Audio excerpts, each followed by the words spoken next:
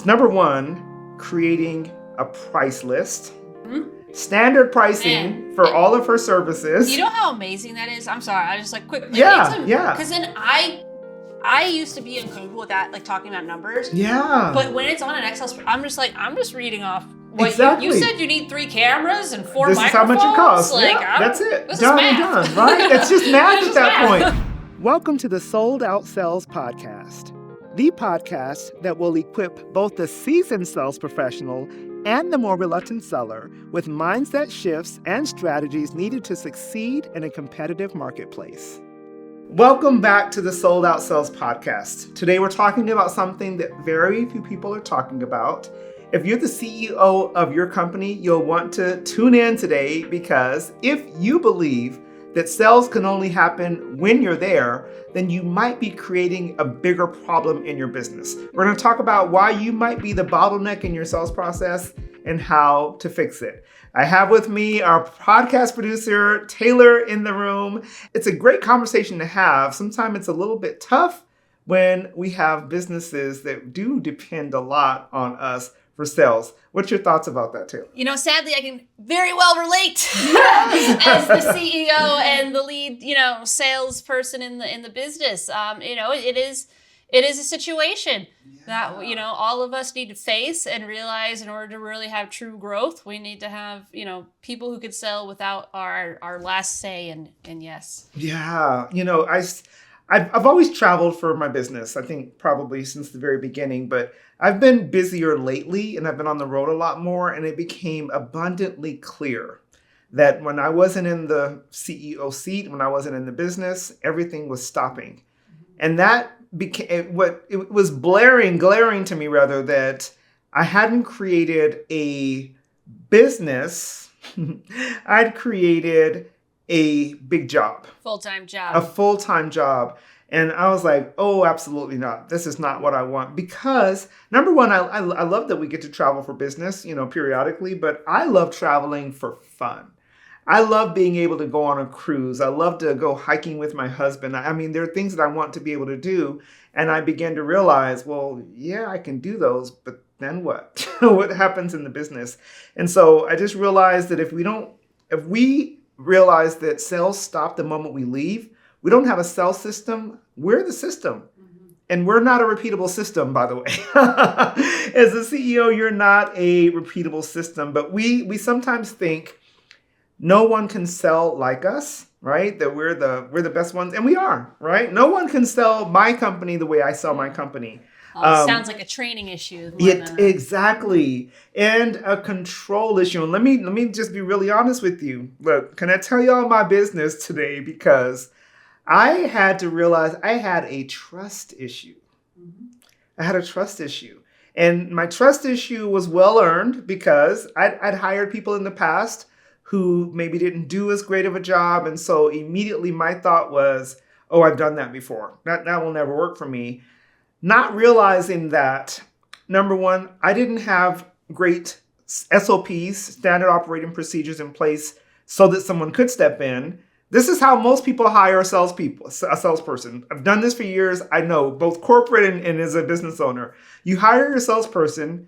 Well, welcome to the team. We're so glad to have you. Here's your seat. Here's your login. Go sell something. We don't give them what they need to be successful. And when they fail, we say, I just can't hire people. It doesn't work for my company. And if we would be willing, and this is what we've been working on. So look, this is something we're not only in the process of doing, but I'm working myself out of a job, because I want to make sure that not only are we teaching this, but this is something that we live all the time full on, right?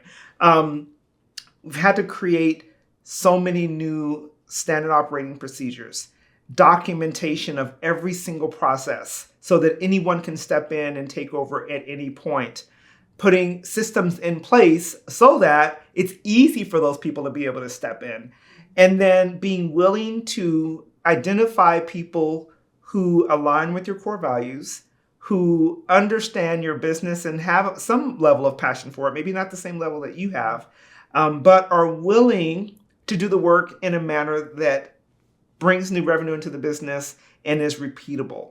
right? And you got to encourage your staff to take initiative too. And I feel like one rule I put, if the solution's less than $100, my answer is yes. Yes. And so then that way, like, you don't have to ask my permission to like buy this little nicky nack thing that's going to help you with, I'm like, if it's less than $100, sure. Do it, right? Don't Help ask us. me. Yeah, exactly. Yeah. And, I had the best thing happen with one of my team members this past week. I think, and I now I realize sometimes it's us, ladies, gentlemen, sometimes it's us. And we don't mean to, and it's not a conscious decision, but we sometimes make people feel like they can't take that next step. Mm-hmm. And so one of my team members said, and this was about like responding to something on my behalf. And she said, I went ahead, I saw that you were busy and I went ahead and drafted this for you. And I'd love to send it. Why don't you take a look at it and let me see? I mean, let me tell me if it works. And I was like, oh my God, can you do that all the time? Why haven't we been doing this already? It saved me so much time. And she was really good at it. And I was like, wow, what have I possibly been communicating that made her feel that she couldn't have done that before? She's been with me for a long time. Mm-hmm. And so there are some subconscious things that we might be putting out that says, I've got this. I don't need your help. I don't want your help. And again, may or may not be. You decide if it's you. But I just had to realize that there were some things there was some energy that I was putting out there that was basically saying, I got this. I don't need your help. That's such a lie. I do not have it all. I need your help. Please help me. Please help me. And when we think about that from the sales perspective, not only are we not causing or helping our people to grow in that area, but we're handcuffing ourselves to a seat that we're supposed to be developing other people to prepare for, right? Whether maybe they're not going to take over our company, but there should be at least someone who understands enough about what we do to be able to do it in my absence. Yep. Right? Our team needs to feel empowered to do the things that we currently are the only one doing. And so I realized that I did not have a repeatable process. And that was not okay with me. It's not okay with me because, again, I really don't want a great big job. I really do want to be a CEO of an organization, right? Mm-hmm. And I believe that there are other people who do it. So how do you identify when you're the bottleneck in your business? So Taylor, let's just put it all out there right now. What are some of the things that come up for you that make you realize I'm the bottleneck here?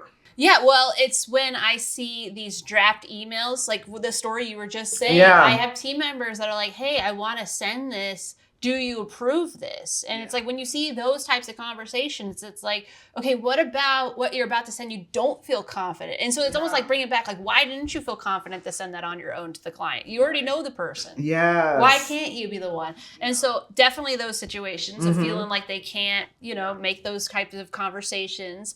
And then, just look over this proposal.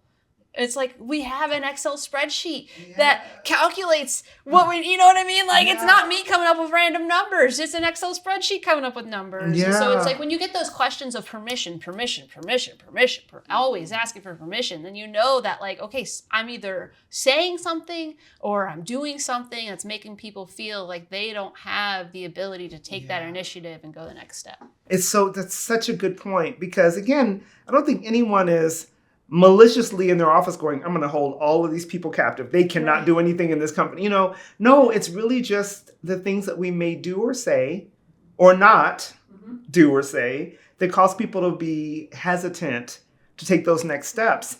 After I had that conversation with my team member, I remember seeing emails going out and I was like, I don't remember responding to that. And I'm looking at it going, that's exactly what I would have said. Oh my God, she did it. She's doing it. And it's like, oh my God, it's such a breath of fresh air to have some of the tasks. Now I don't give away everything, right? But some of the tasks that I don't have to touch everything, those things that are okay for someone else to do.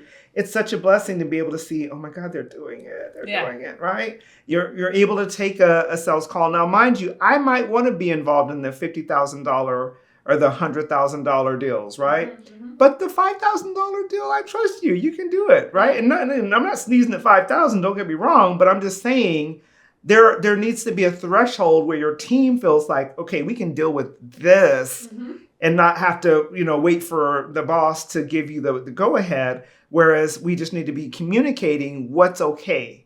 Right? So that they understand that. And that's where, having your SOPs in place, having those processes where they can literally just kind of look at the blueprint and go like, what is the true next step in this? Yeah. And then that way it is kind of getting that information from you again. It's just not you physically there. Exactly. If you're someone who hates to network because you don't always know what to say, I get you. I'm an introvert too, and I've created a free gift for you. It's my Networking and Sales Handbook just for introverts, and it is at tishtimes.com. It'll be the first pop-up you'll see. Grab it. Let me know what you think about it. It's free. Go grab it right now. So I have a client that we're working with right now, and we had a really big realization. So they hired me to train their salesperson. And the person that was in that seat, she was technically just like getting people. She was more like a appointment setter at this point. Like a liaison. Yeah, she was just setting up appointments, doing a little bit of follow-up, but they wanted her to have real sales conversations. And so we started meeting and having these training sessions. And I kept getting this really strong feeling that she was so afraid to have a sales conversation. And I finally just flat out asked her, I was like, okay, what's the hesitation? And I'm really careful to make sure that those conversations are confidential so that person has the liberty to share with me what's really going on. So the boss was not on the call. It was me and just she and I was like, there's no recorders in here. Let's just talk. What's going on? And she said, and this is CEOs hear this because it was the most eye-opening conversation because she was talking about her boss, but I was like, oh, shoot, I do that too. Right? And so she said, I am so afraid to have a sales conversation because my boss, when I sit on her calls, she changes the price all the time. So, I don't know what I can add or I can, I'm not sure if I can change it or give him a deal or give him a discount because every time I talk to her, she's giving him a different price. So I don't know what I'm really supposed to be quoting. That's tough. That's real tough on multiple levels. On multiple levels, right? So that's one. The second one was, she said, I'm really concerned because my boss is also like the technical expert in this work, the field that they're in. I won't say the field because they'll know who I'm talking about. The field that I'm in, she's also the technical, she's a salesperson, but she's also the technical expert. I don't feel confident to be able to talk about the actual work that they do because I don't do that work. I'm just the person talking to people. And I was like, wow. And so what we ended up doing with that company is number one, creating a price list. Standard pricing for all of her services. You know how amazing that is? I'm sorry, I just quick. Yeah. Because then I used to be uncomfortable with that, talking about numbers. Yeah. But when it's on an Excel spreadsheet, I'm just reading off what exactly. you said you need 3 cameras and 4 microphones. This is how much it costs. That's it. Done and done, right? It's just math at that point. But this CEO and her effort to be all things to all people. We've had a conversation. We've already talked about that. Find that episode. Right? Just instead of her saying, these are the services we offer, this is the price for each service, she didn't realize she was creating chaos in her company because every time that she's on a call and her team members and on these calls, she's like, well, last week it was 7,500 and this week it's 8,000 and this time it's only 5,000. What am I supposed to do? I don't know I don't know what I'm allowed to quote. Yeah. I was like, oh my God. So standard procedures, again, operating procedures. That's not even fair to the prospects. It's not even fair to the prospects, right? It really isn't. And her whole thing is she wants to if they can't afford it, no. Then do a payment Standard pricing across the board, right? Standard pricing payment plan. Yeah, or a payment plan. Pay in full or pay on payments, but that's it. So she was able to learn how to sell or how to quote because we got them some standard pricing, number one. Number two, education. So you can't bring someone into a company and expect them to be able to talk about all the intricacies of what you do when you've not trained them. So all of that was living in the boss's head. There were no videos. There were no, workbooks or whatever. So we do this for all of our clients now. We created a playbook for them, a sales playbook that now has on page 1, this is what we offer. This is how we offer it. This is what it costs. And then the frequently asked questions that most people, so if you're recording your sales calls, which I highly recommend on Zoom, we use Fathom as a recorder. You can use whatever you want, but we use it for training purposes. So then I can take all of these things. I can go back to Fathom and say over the last year, pull every conversation I've had about the CEO Sales Circle. What are the questions that come up the most in those conversations? And create an FAQ page for me. Boom. These are real questions. These are not things coming off the top of my head. It's huge. Right? So you can use the technology that you're probably already using to now train your team so that they can now step in and have some of these sales conversations. Even if they just tee it up for you, and then you can take it from there, they have the tools and the empowerment to be able to do it. They're never going to feel confident stepping into that role if you do not create some of this infrastructure for them to be able to follow. True. It's just the truth. Now, for those that are saying, oh, that sounds great, but we're not at a place where we can hire people yet, then guess what? You need to make your AI an employee of your company. And that is just the truth. And so there are companies like, for instance, Claude has Claude Cowork. So you can do some work where you're like giving that AI tool a task to do the same way you would give an employee. So some of these things can be done with, technology, not necessarily a person, although I love having a person I can, delegate these things to. But there are some AI tools that can help to craft some of your emails and draft some of your emails for you as well. Some of the things that we're asking our teams to do. And I think something too is that not every person in your company may be a quote unquote salesperson, but everyone should be able to sell, because you never know who they get in front of having a conversation about. Even if it's an editor that's having a conversation with someone else about editing, I want them to have the confidence to go, oh yeah, no, we produce podcasts, we do AV. I want them to be able to know all the ins and outs beyond their just little box of a job that they do. Cross training is so important within an organization. Because you're right, even if that person steps out, then what, right? So you want to make sure that they're very clear on all the things, if at all possible. Yeah, for sure. So if everyone depends on you and revenue is tied to your calendar, that could be a problem. Yeah. Again, and I know this hurts, guys. I know it does. It hurts me. It's hurt me. It's hurt me. Right, I'm like, it's definitely a hard realization, but it's a real realization. And so I just created this. You heard me talk about this earlier, created what's called the revenue room for that very purpose, to help CEOs to be able to remove themselves as the bottleneck from the company. Because I became so acutely aware of how it was impacting my business every time I was out of town, every time I was at a conference, or when I'd hire a team and they're kind of twiddling their thumbs going, what can I do? And I'm like, oh, I didn't empower you. I didn't give you the tools, right? And so if you're holding all the messaging and no one can talk about your offer. So let me tell you where this was birthed. You've heard me talk about this dozens of times, Taylor. Are the people that we serve. We always talk about our avatars. Introvert Irene, right? We talk about sales leader Susan, talk about networking Nancy. Those avatars were born out of me wanting my team members to be able to, number one, talk about our messaging in a way that I would. Number two, identify potential clients when I'm not in the room. So there's a whole training behind each one of those people, because if they're at a networking event that I'm not at, they can say, hey, I met 3 networking Nancys. I met 2 sales leader Susans. I got their information for us to be able to follow up with them. So the messaging doesn't live in my head anymore. It's something that we've given to, empowered our team to be able to have these conversations without me. And then, as I said before, trust. Can we have a trust conversation? Is there something in your history, whether it's in your business or in a previous job or maybe even in your childhood, that causes you to have trust issues so that you feel like if anyone comes in, what if they try to undermine me? What if they say the wrong thing? What if they try to steal my company?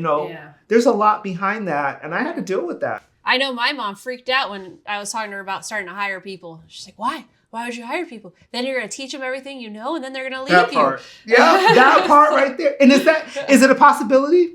Yeah, it is. However, and one of our core values, and I know everyone doesn't agree with this, one of my core values is we treat the team like family.